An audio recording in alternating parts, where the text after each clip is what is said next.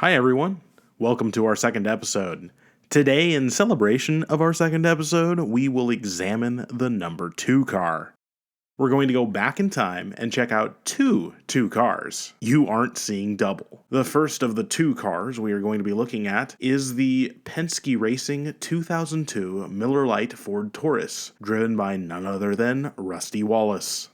The second car we'll be looking at is the 2003 Miller Lite Dodge Intrepid. In 2003, Penske Racing switched from Ford to Dodge, and the rest was history. Both of these diecasts were made by Action Racing Collectibles. Let's get into it. So by 2002, Rusty Wallace's career had mostly been in Fords or Pontiac, so 2002 was his last year in Ford. Let's see his final year with Ford. So rather humorously, this car doesn't have a box, because it actually came in a bottle. No, I wasn't walking down the coastline and this washed up. The car was sold in a bottle, an actual bottle. The first thing you'll notice is this car is on a stand. NASCAR diecasts with adult sponsors like Miller Lite are required to have a stand so they can't be played with, like a toy. But if you want the car off its base, a simple 2.0 triangular bit will take it right off. There's that bit. There's also a youth version of this car, which just says Rusty instead of Miller Lite on it. And as you can see, the quality isn't as high, but it is also made by Action Racing Collectibles, but sold under the Winner's Circle line. At the front, we got the rounded Ford Taurus front end with a very nicely detailed grille and front fascia.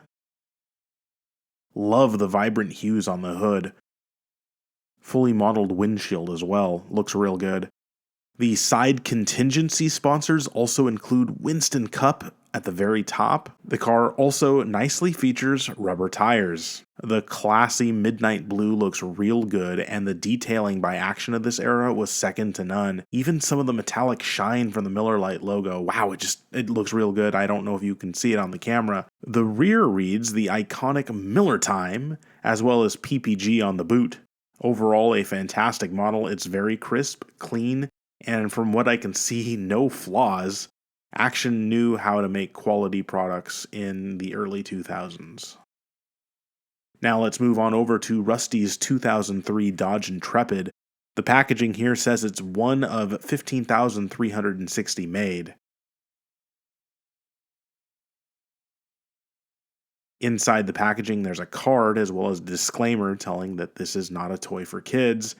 Hence why it also has the plastic base. Again, that base can be removed with the same bit mentioned before. The rubber wheels return, but now have a nice red inner lining. It looks real good. Ooh, I love that. The quality midnight blue in this blue deuce looks extra good on this diecast. It really shines, especially in just the right lighting. It has a fine gloss to it as well.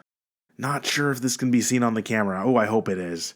Action went above and beyond, including unique chrome metal pieces for the Intrepid's grille. Unfortunately, it looks like one of mine's a little goofy, but that's easy to fix. You can pop it off and glue it back on straight. They fit nicely, though, under the nose, as well as a beautiful logo with painted hood ties. This diecast also features a opening hood. The entire engine's in there made of a bright chrome-looking material.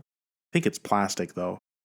The underside of the hood also features the Miller logo. On the side, similar to the previous car, it just looks great. Some of the sponsors have changed a little bit, like the Lennox no longer being on the bottom, but the C-pillar. You also got those beautiful, nice red-lined wheels, nicely detailed Goodyear Eagles. They're also rubber. Also, the window netting is a very fine mesh.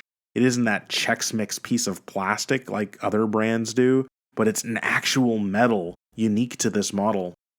That side rear window is also very nicely detailed.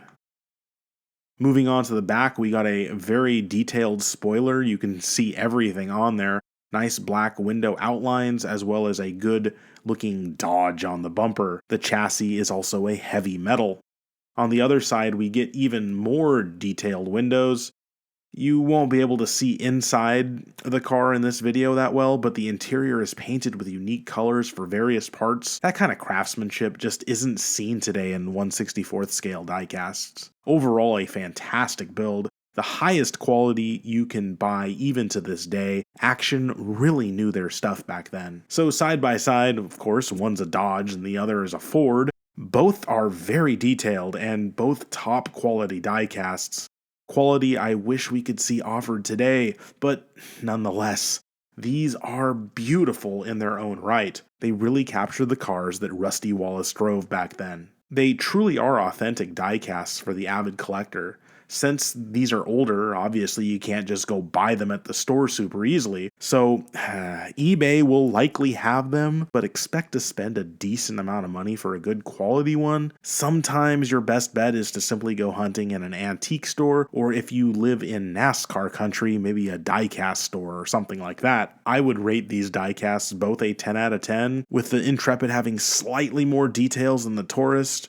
I love how the hood opens on it, of course, but they're both stellar. Let me know which one you like better in the comments, and I look forward to sharing more diecasts with you guys here on AJ's Diecast News and Reviews.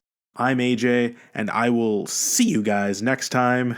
Probably all two of you watching. All right, see you guys.